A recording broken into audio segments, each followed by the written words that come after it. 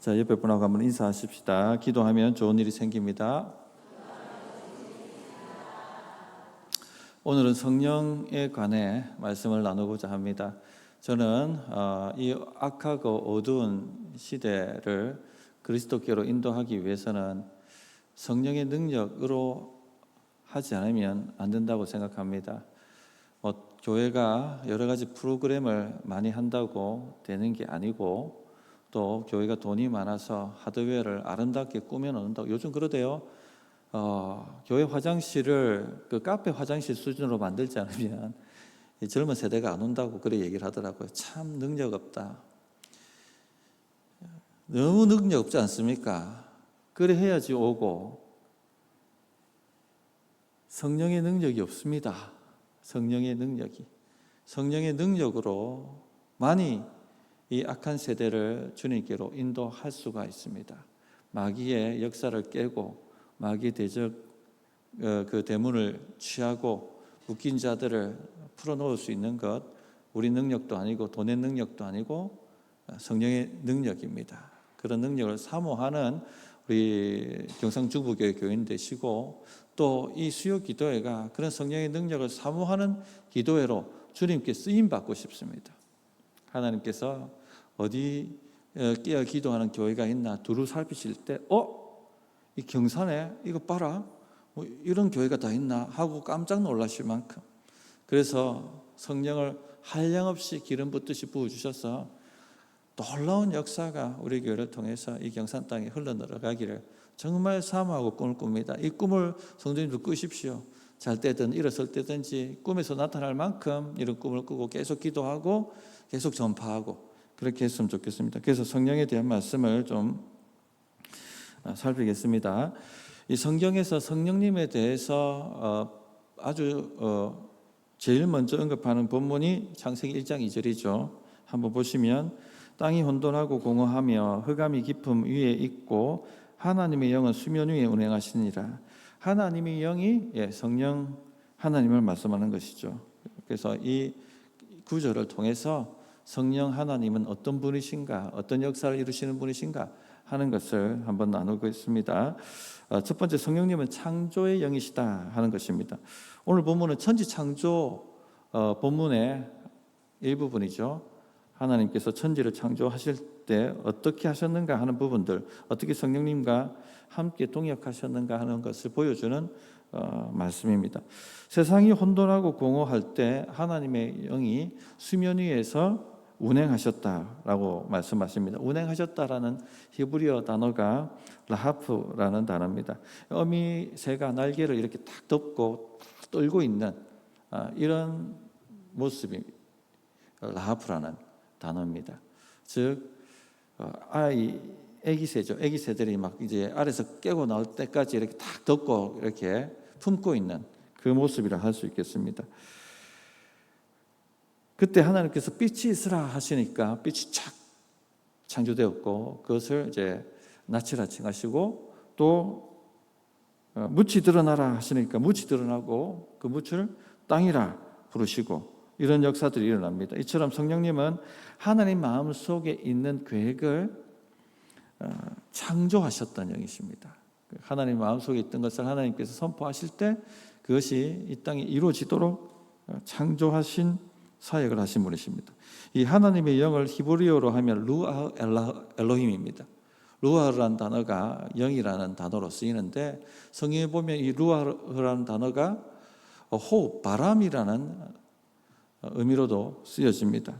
창세기 8장 1절에 보면, 하나님이 노아와 그와 함께 방주에 있는 모든 들짐승과 가축을 기억하사 하나님이 바람을 땅 위에 불게 하시매 물이 줄어들고, 여기서 바람이 루아흐입니다. 창세기 7장 22절에 보면, 육지에 있어 그 코에 생명의 기운의 숨이 있는 것은 다 죽었더라. 생명의 기운에서 기운에 해당하는 이 단어가 루아흐입니다. 이처럼 영이라는 단어는 바람, 호흡, 이런 의미를 다 포함하고 있는 것이죠. 우리 바람이 불면 뭐가 느껴집니까? 급하고 강한 바람이 싹 하고 여기 막 싹 불면 뭔가 힘이 느껴지죠. 능력이 부딪혀 오는 것을 느낍니다.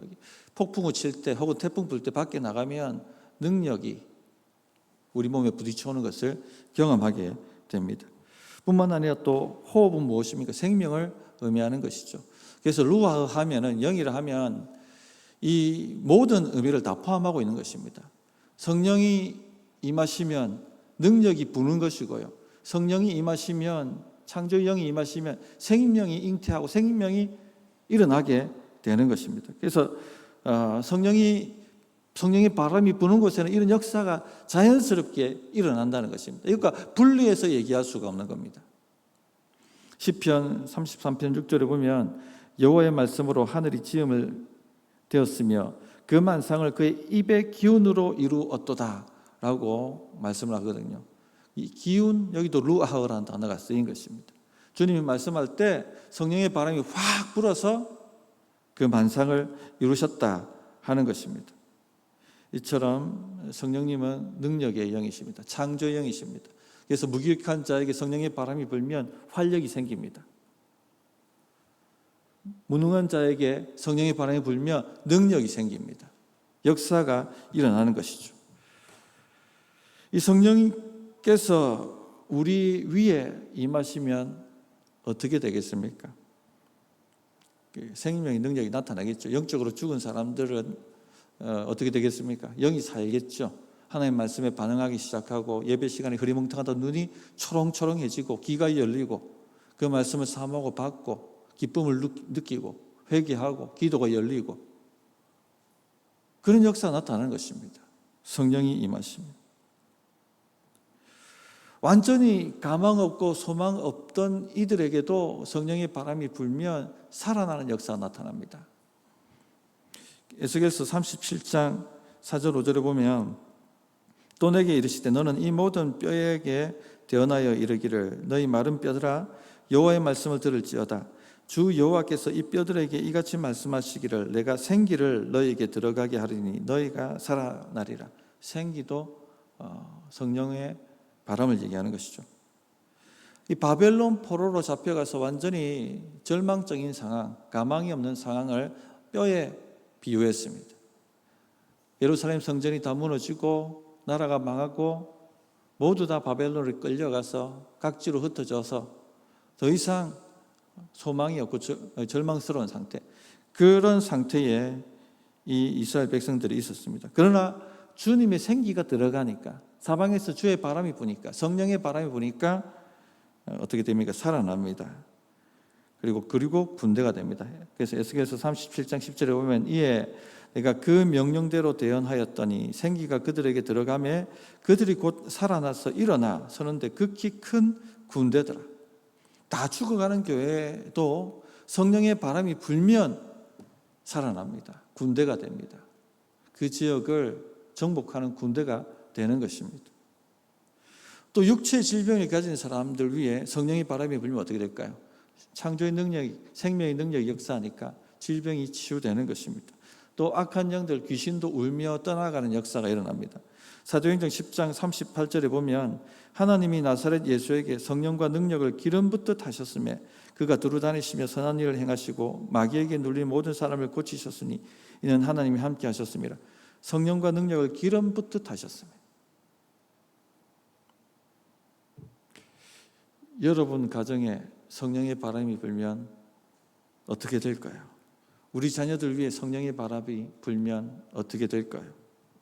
우리 목장과 교회에 성령의 바람이 불면 어떻게 될까요?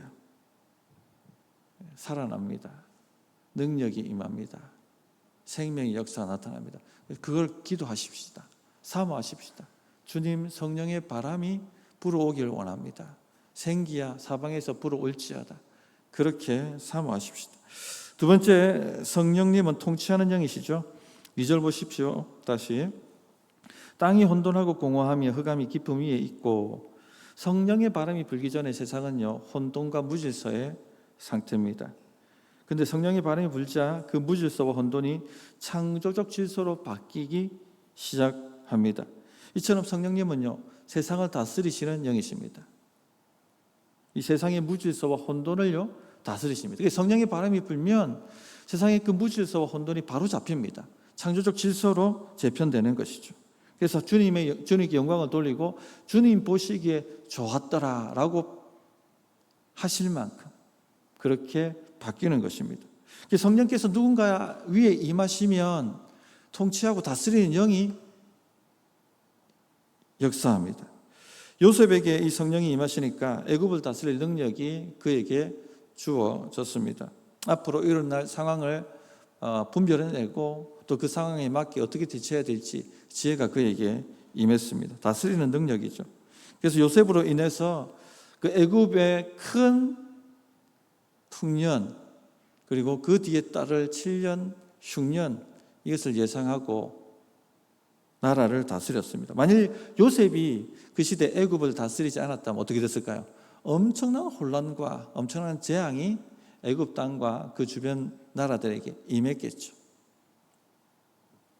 혼란 속에, 무질서 속에 빠져들었을 것입니다. 모세도 그렇습니다. 성령께서 그에게 임하시자 그가 다스리는 능력을 받았습니다. 그래서 이스라엘 백성들을 애굽의 노예 상태에서 해방시키고 약속의 땅으로 그렇게 인도하여 드릴 수 있게 되었던 것입니다. 오합지졸이고 아무것도 아닌 이스라엘 나라를 진짜 하나님의 나라로 바꾸는 그런 역사를 만들어갔죠.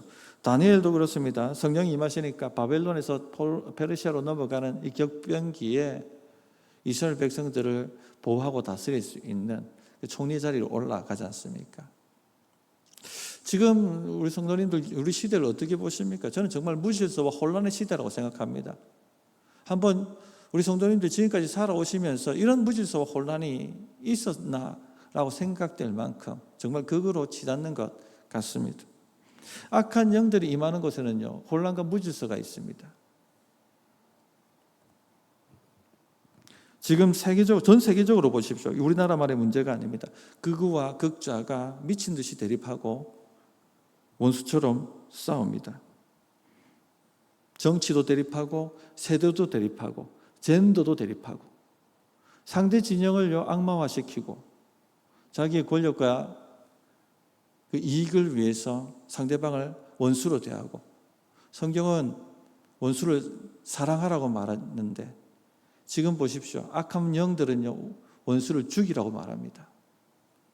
그런 혼란이 엄청나게 전 세계적으로 일어나고 있다 하는 것입니다. 이 국민을, 국가를, 세계를 통합할 인물이 보이지 않습니다. 이들을 진정으로 하나님의 능력으로 다스릴 인물들이 지금 보이지 않는 것이죠. 우리나라도 이 국가와 국민들을 통합시킬 만한 정치적 인물이 보이지 않습니다. 세력이 보이지 않습니다. 만일 적그리스도가 종말에 나타난다면 어떤 형태로 나타날까요? 아마 극우나 극자로 나타날 겁니다. 히틀러 시대 때 히틀러가 독일을 극우로 몰았던 것처럼 스탈린이 소련을 극좌로 몰았던 것처럼 그렇게 아마 할 것입니다. 그래서 여기에 메시아가 있다 저기에 메시아가 있다 하면서 백성들을 선동하겠죠. 사람들은 선동에 약합니다. 마귀는 선동의 대가입니다. 그러니까 속수무책으로 당할 수밖에 없는 것입니다. 예수님께서 세상에 오셨을 때도 바리새파와 사두개파가 제사장 그룹이 어떻게 합니까? 백성을 선동합니다. 예수님을 십자가에 못 박으라 그렇게 선동했죠. 며칠 전까지만 해도 주 다윗의 자손이여 호산나 하늘의 영광 땅에는 평화라고 그들이 옥녀나무 가지를 흔들면서 호산나 다윗의 자손이여라고 그렇게 주님을 반겼던 사람들이었습니다. 그런데 어떻게 됩니까? 한 주 만에 태도가 완전히 돌변하고 십자가에 못 박았소서 그렇게 소리쳤습니다. AD 70년도 유대 폭동이 일어나고 유대 반란이죠. 반란이 일어나고 완전히 예루살렘이 예수님 말씀대로 멸망당했을 때도 그런 선동들이 일어났습니다. 하나님이 우리와 함께 하시기 때문에 로마로부터 독립해야 된다. 로마를 공격해야 된다. 그런 식으로 선동을 했었죠. 교회는 주님의 명령에 따라서 전쟁의 소문이 들리거든 산으로 피하라 하신 말씀에 따라 펠라 지역으로 다 피신합니다. 그래서 살아남죠. 예루살렘 멸망에서. 저는 이런 선동들이 종말에도 나타나는데 SNS를 통해서, 유튜브를 통해서 급격히 확산될 것이라고 생각합니다. 마지막 때 아마 그런 일이 일어나지 않겠습니까? 성도님들, 그러므로 유튜브를 분별해서 보셔야 됩니다. 그 울산에 장로님 부인 한 분 신옥주 이단의 유튜브를 1년 보고요, 완전히 거의 빠져가지고 거의 인생이 탈다 털려가지고 다시 돌아왔습니다. 이 선동당합니다. 지배당합니다. 분별력이 완전히 사라져버려요. 사회적 혼란과 혼돈이 가득한 이 세상에 유일한 해결책은요, 성령의 바람이 부는 것밖에 없습니다.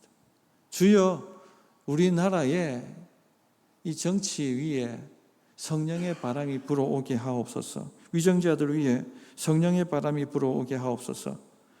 그렇게 기도하십시다. 그래야지 무질서와 이 혼란의 시대가 종식됩니다. 교회도 성령의 바람이 불지 않으면 어떻게 될까요? 무질서 혼란이 역사합니다. 분란이 많은 교회를 보십시오. 선동은 있어도 성령의 바람은 없습니다. 성령의 바람이 불어와야 하는 것입니다. 또 우리 성도님들이 세상에 나아가서 일하시지 않습니까? 그 일터에도 성령의 바람이 불어와야 됩니다. 부살렐 오홀리압이라는 분들이 누군지 아시죠? 성막에서 그 성막과 기구들을 다 만드셨던 분입니다. 어떻게 그 일들을 해내셨죠? 성령이 임하셔서 다스리는 능력을 주신 것이죠.